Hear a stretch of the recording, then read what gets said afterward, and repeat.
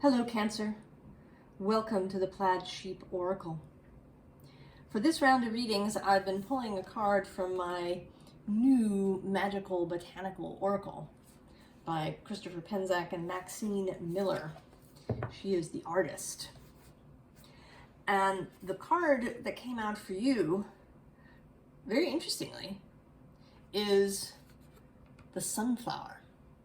I mean, it's a beautiful card, right? It's one of my favorite flowers. It's really, right? They're so cheerful, aren't they? It's hard to be sad around sunflowers.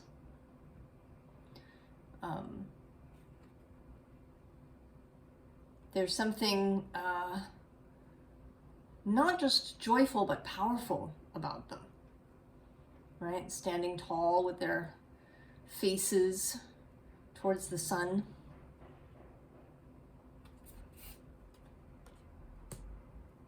And what's interesting to me is that you are associated with the moon, Cancer. And yet the sun is coming out for you. I don't always read guidebooks from decks unless I'm called to, but this guidebook I've been reading all of them because the cards are so interesting, and they have, right, like they have lots of symbols on them here, right? This is sunflower is a solar herb. There's also Leo here. The fire and air symbols in alchemy. So there's lots of other, sort of information in the card, in the drawing. And so I've been reading the guidebook. And I'm going to read a little bit to you. The spirit of the sunflower is one of great joy, embodying the cheer we associate with a bright and sunny day. Sunflower wants to help us feel and be our best selves in all things. In astrology, the sun embodies our personality or ego, not in a harmful sense, but as who we are learning to be in the world, helping us infuse our personality or ego self with light. So this idea of light, and I was just thinking as I did your reading, this is the second spread that I've pulled. The first one, Dandelion, came out, but I think that I stopped shuffling too soon.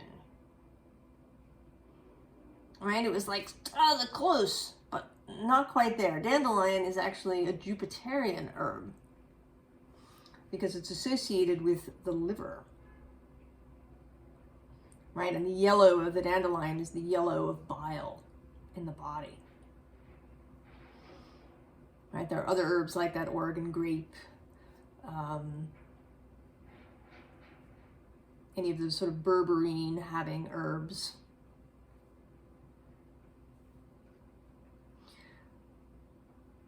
So it wasn't, right, so what came out in the rest of the spread was just mostly gibberish.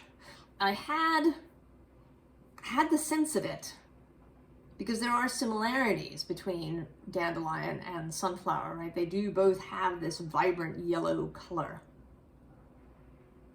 that is associated with the sun. But the sunflower is more, right? It is the sunflower.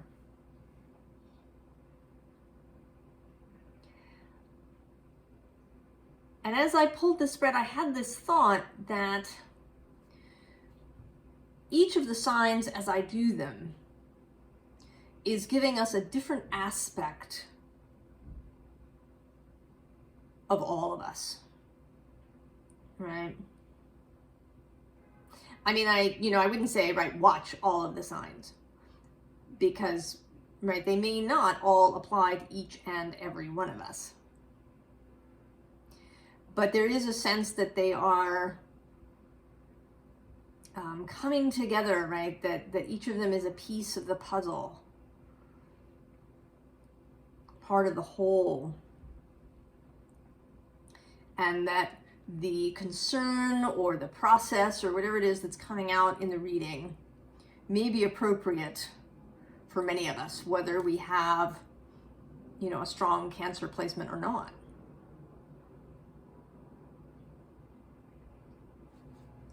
that they are, right, that each sign is sort of bringing up something that is, right, that is often of concern to that sign, but that may apply to many of us. And this bit, Cancer, is about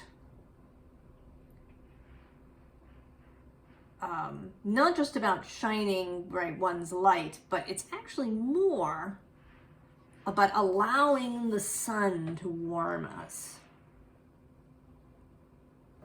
right? Allowing goodness. You know, the crab, the Cancer crab, will, when threatened, sometimes will, you know, or feel, right, in danger, will bury, right? The crabs will bury themselves in the sand, out of the reach of sun's light. And I sort of feel that in human beings, there is, you know, sometimes a defense against joy or goodness. And there can be many reasons for this. There can be a teaching that perhaps too much joy is, or, you know, too much good stuff makes you selfish, or that it means that other people can't have enough, or that it will invite the evil eye, right? Your, you know, the other shoe will drop and you'll get punished, right? That there's some sort of balancing scale that you can only have so much good. Right? It's the idea of the jinx, right? If you speak well of something, right? Oh, you know, I'm going to do really well at this, that somehow you're jinxing it.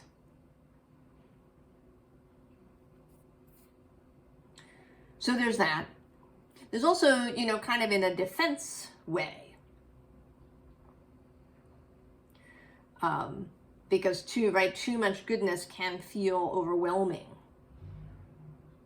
to a nervous system that isn't used to it, that doesn't have the capacity to hold high sensation. So we can feel as if, right, that we need to protect ourselves from goodness, you know, even as we do from sort of negative experience. So we begin here with this snake, and what strikes me immediately is that it sort of looks like the center of a sunflower, and that is the flower of life that you often see, right, if you look up sacred geometry, you see this flower of life image here in the center of the snake.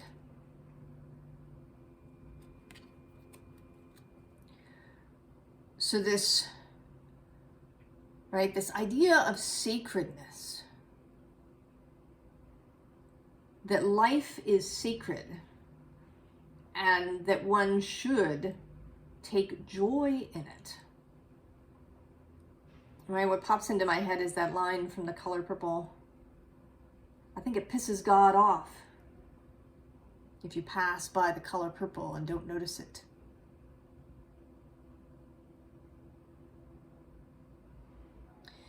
That it is natural to be joyful and to accept goodness when it comes.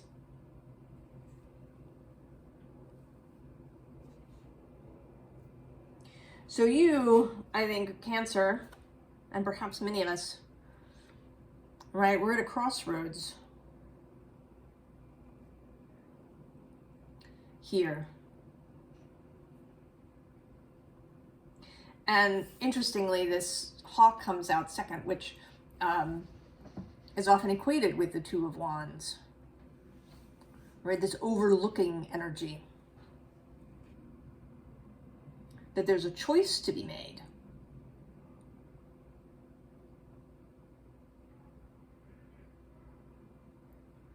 Right? Which way do we go now? And maybe this choice happens repeatedly. I think that it's true. I think that we come to these crossroads over and over again. That we meet up with them in different circumstances as we go through our day. And then often we make the choices subconsciously or right automatically.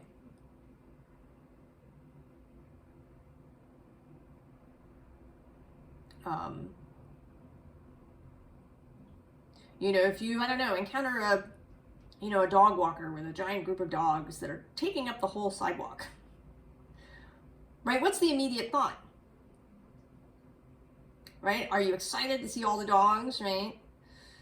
You want to pet them all and look at them and see them? Or is your first thought that, God, so rude, taking up the whole sidewalk, can't he control those dogs? Or, you know, too many dogs in the city, or right, whatever, right? Is there kind of a judgmental thought that happens?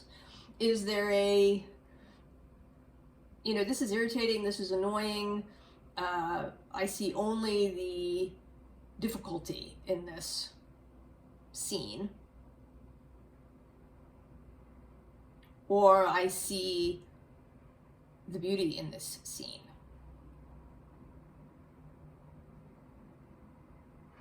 And I can identify with this second idea, right, of seeing the difficulty. I've often walked through life and had these thoughts that, you know, this experience I'm having, right, is going to be negative in some way.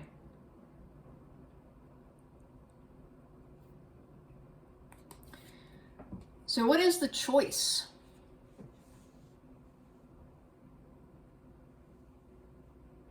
What is the thinking pattern? What is the dominant thought? What sword will you carry aloft? What kind of Excalibur do you have?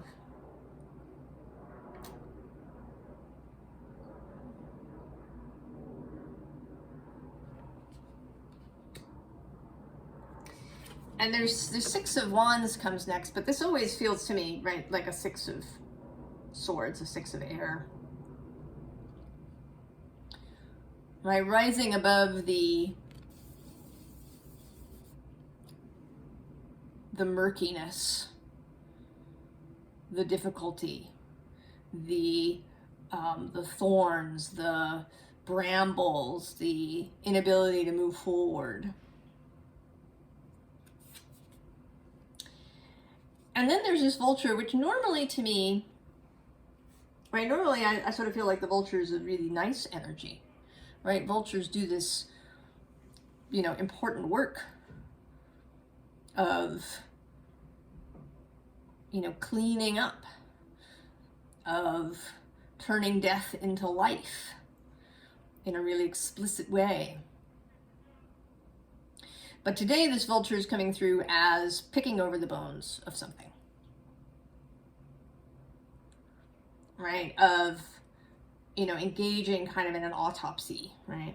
The traditional Ten of Swords image in the Rider-Waite-Smith Tarot is of this body with 10 swords stuck in it. Thoroughly, thoroughly dead. And we can get stuck in that space by, you know, to my mind, right, doing an autopsy on the body, right? What all went wrong? And there is, you know, prior to getting to the Ten of Swords, that's the space for examination. Right? After the Three of Swords, right? Coming into the Four of Swords, right? The 4, 5 of Swords, right? And even the 7 are spaces of examination, perhaps, of, you know, looking back and, you know, figuring out, well, why do I have this pattern? It can be helpful to do that. It can be helpful to realize that maybe your childhood wasn't nearly as wonderful as you thought. Right? That there were aspects that were damaging. That, created difficulty for you. That created, mismessaging in the nervous system. Things perhaps that you blocked out. Spaces of dissociation. Right? These are useful things. But then you get to the space that I think that we who are here in this channel and anybody that comes across these videos in the future, you've done this. You've done it. And now hanging around in that space is just picking over the bones and keeping yourself trapped. Right? Another thing to heal, and another thing to heal, and another program.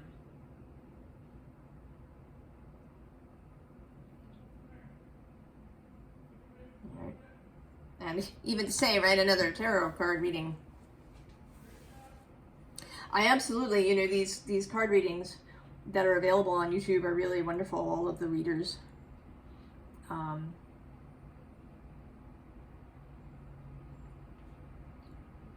Can have something for us. Right? I mean, sometimes I'll come across a reading that strikes me as a little worrisome, right? Do we really want to be thinking about this thing? But there's a place even for those things during this process that we go through. And so maybe we stop, watching those readings about what karma is coming to them kind of readings, right? That have their space when you're really in the dumps, right?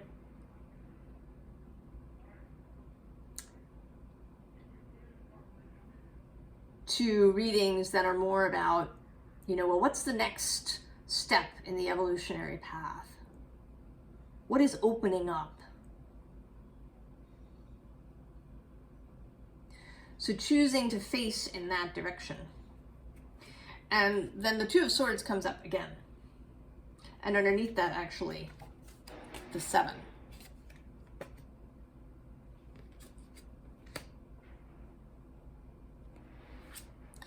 And there's this Page of Wands episode. I wonder why I said that. I don't know. This Page of Wands card.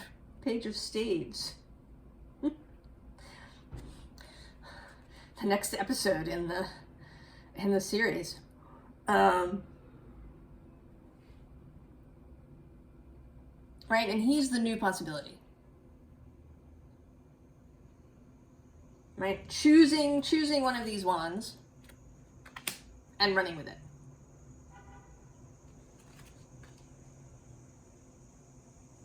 And knowing that this space, right, this 9 of Swords space was useful.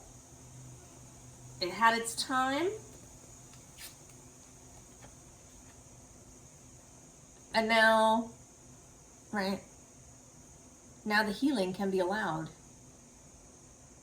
Right, and here's the moon showing up for the first time.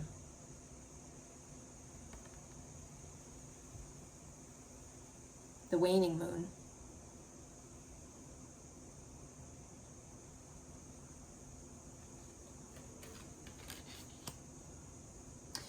And that's the way, right, the way forward towards kingship. And I'm drawn to the fact that he's got sunflowers here on the hem of his outfit.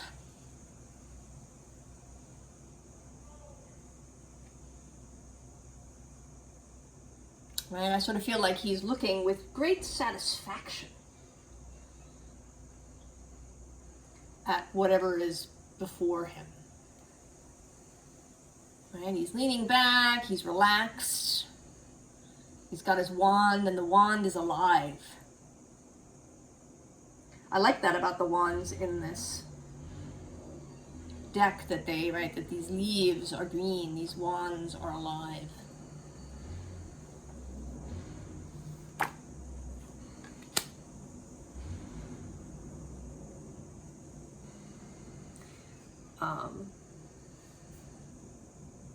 And here we have this reading is sort of, it's a little bit of repetition. I feel like it wants to really drive the point home. Right, this Five of Cups, prayerful supplicant energy, right, of remaining, right, and under that is this Eight of Swords. Right, do you want to get stuck in this space?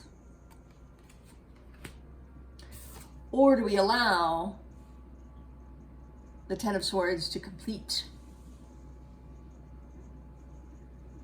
for the new growth to come out, right? And here we have dandelions showing up.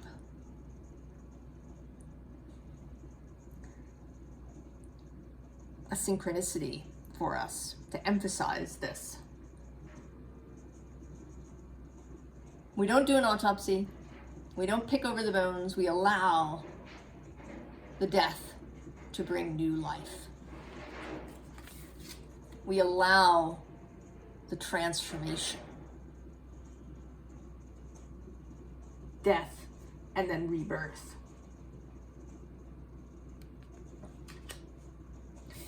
And that's when you show up for real, as the moon.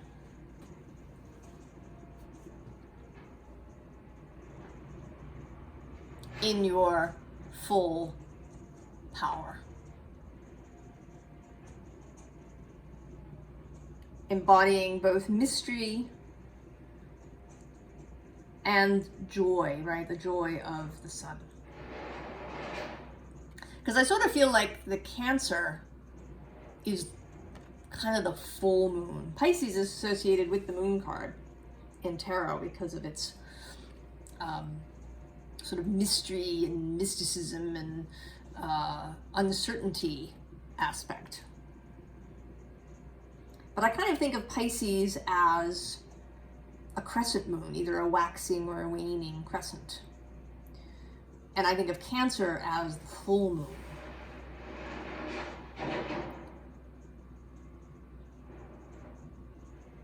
Right? This,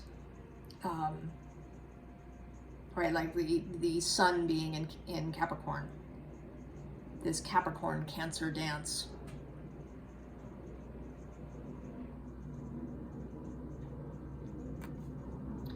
Of masculine and feminine, of yang and yin.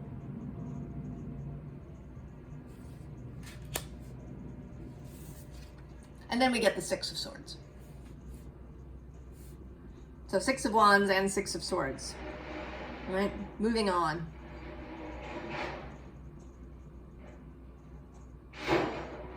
Releasing whatever you might still be clinging to, Cancer.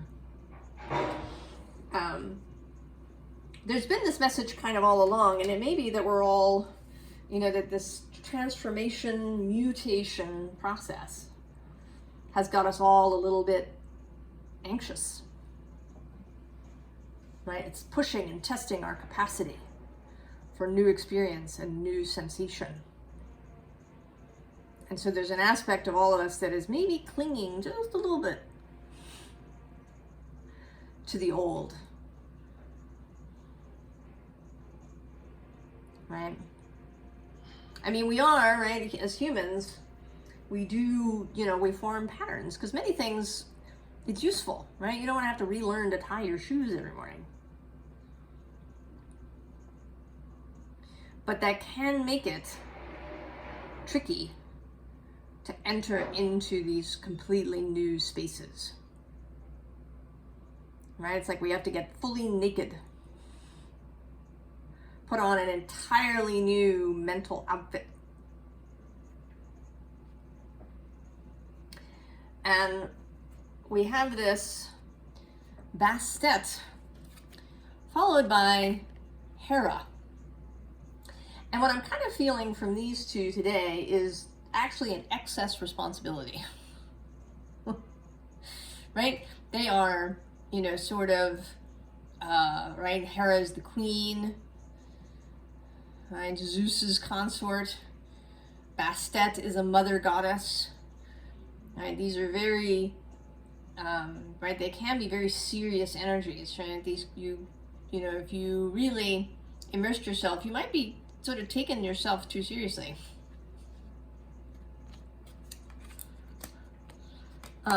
Right? That can happen, I think, with the cardinal signs. We can take ourselves too seriously, take our responsibilities too seriously. And I feel like here you are, Cancer, as this frog, peering out behind this ball, right? The crown, right? The frog prince, the crown is kind of lying over here. You haven't put it on your head. You're hiding out behind this ball, and what you're hiding from is Fortuna. Hiding from good fortune.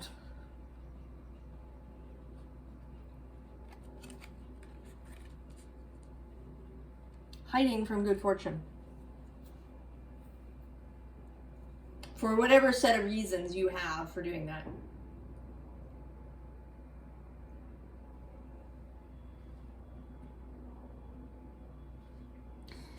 So in the advice section, we got naturally the world as the underlying, yeah.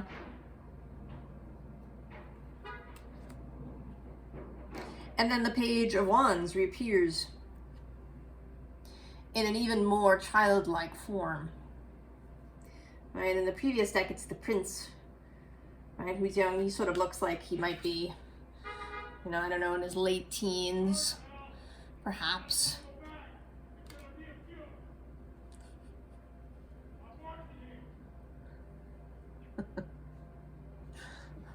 I don't know if you heard, if that will show up in the video, but there's some contrast happening outside.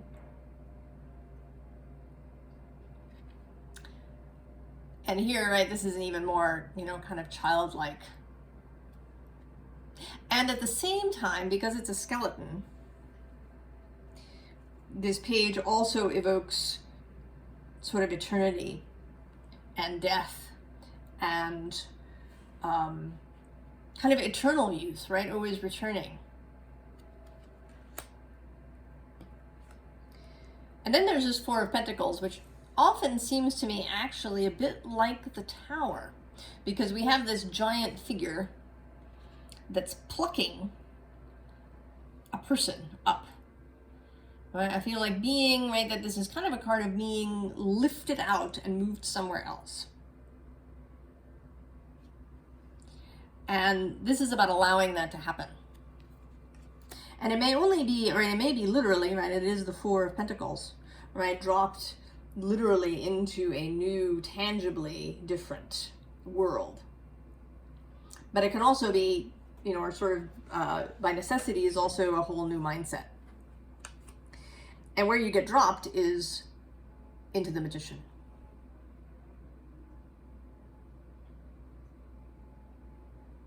Right, into this creational energy, right, with lots of light. I sort of feel like if we were able to see his sombrero from the top, that too would be like a sunflower made of candles.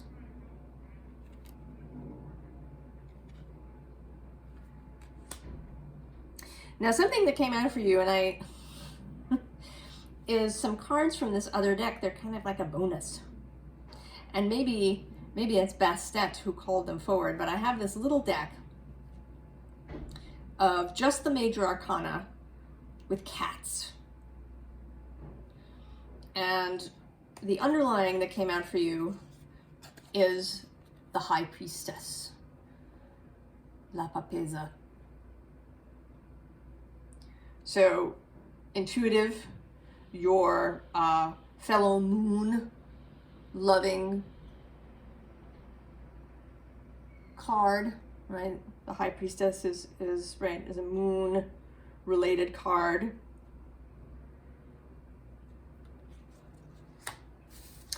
And then there's the Hanged Man, which, you know, in this deck, right?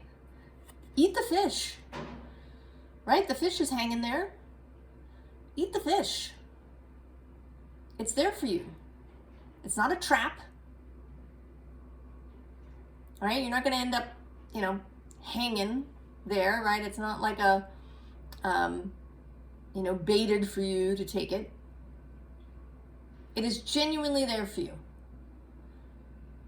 Eat the fish.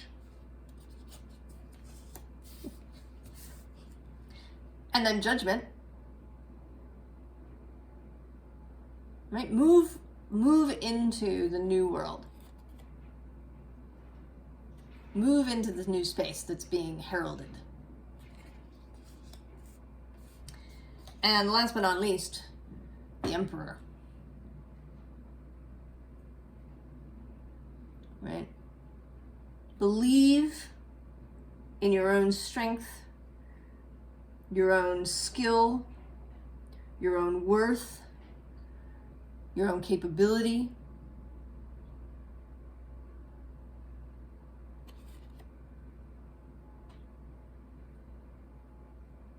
Right? I mean, and with cats particularly, right? If you've ever had a cat, you know that cats consider everything in the apartment to be theirs. Right? There's no such thing as, you know, your chair. It's the cat's chair.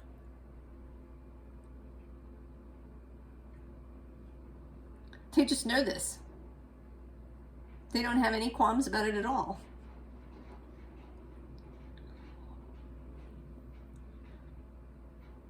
Right? So that's, you know, an inspiration for you.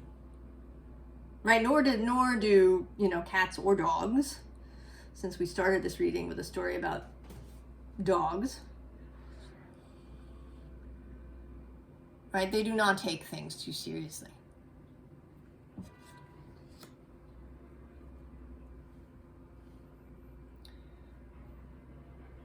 So accept the fun. Don't be too serious, right? Don't be kind of like the unfun parent, right? Who takes things too seriously, right? Or the relative who, you know, who has, you know, plastic covered furniture.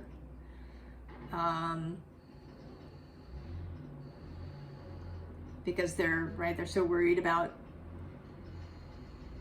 damage, right? Or someone who only brings out the good china or the good glasses only for very special occasions.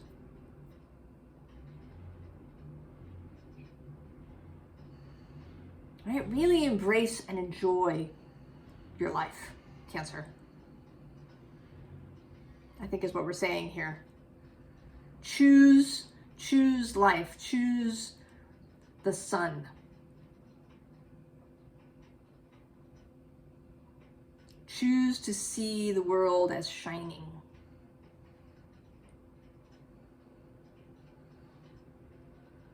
And to be part of that world. To be shining yourself. Choose goodness, Cancer.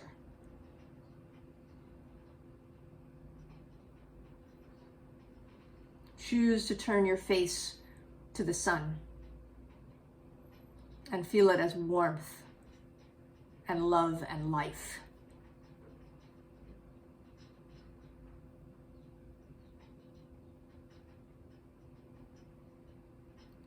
Choose expansion.